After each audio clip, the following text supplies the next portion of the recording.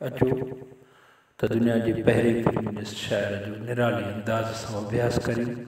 दोस्तो ही channel subscribe करियो ऐं पोइ ही शेयर पढ़ो। पुनू थियस पाण ही वियो ससुईअ जो सिंगार, मन अरफ नफ़्स हो फ़क़द अरफ रब हो।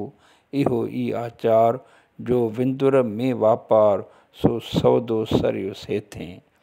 ससुईअ जो सिंगार यानी मथियों रूप, सजावट वारो रूप, नकुली रूप जेको ससुईअ पुनूअ जो फ़र्क़ु बहाल रखंदड़ हो।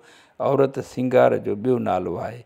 इहो ख़तमु थी चुको, विचां निकिरी चुको। हाणे ससुई ई ख़ुदि पुनू आहे।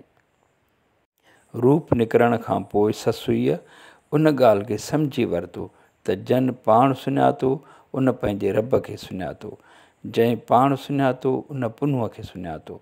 उहा ॻाल्हि हुन जी सम्झ में अचण खां पोइ जेको वापारु हूअ विंदुर नदीअ वटि पुनूअ सां मिली करे हा, इहो हुन पंहिंजे ऐं पुनूअ जे विच मां फ़र्क़ु यानी सिंगार खे कढी छॾण खां पोइ हिते ई करे छॾियो।